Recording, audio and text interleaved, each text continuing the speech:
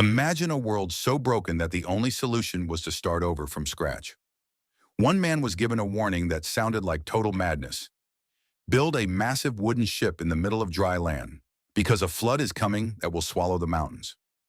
This isn't just a story about a boat, it is the ultimate survival heist against nature itself. Think about the scale of this task. Noah was not just building a boat, he was building a floating ecosystem designed to withstand the end of the world. He used gopher wood, sealing every crack with pitch inside and out to make it perfectly watertight. This vessel was massive, measuring 300 cubits long.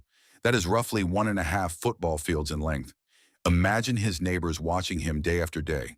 For years, the sound of hammering echoed through the valley while the sun beat down on the dry earth.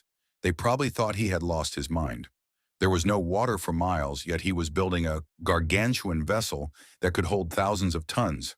But here is where it gets interesting. The construction was not even the hardest part. It was the logistics of what came next. How do you gather two of every living creature on Earth without a massive stampede?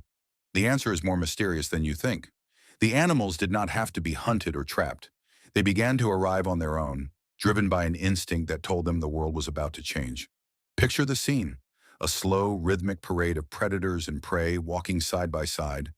Their natural instincts pause for a common goal of survival.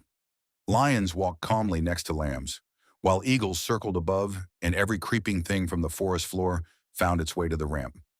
It was an organized migration of the entire planet's DNA. But once they were inside, the real tension began. Imagine the noise, the smell, and the sheer weight of thousands of living creatures packed into 3 levels.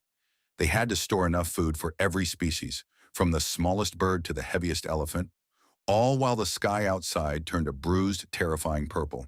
Then the door was shut. It was not closed by Noah, but by a power far greater than any man. The first drop of rain hit the dust, then another, and suddenly the ground beneath them started to groan as the fountains of the deep burst open. The skeptics who had mocked the sound of the hammer were now scrambling for higher ground as the water rose with impossible speed. The ark began to creak. It groaned under the pressure, and then it finally lifted.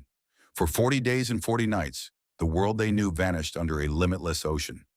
Inside, the darkness was thick and the rocking of the waves was constant.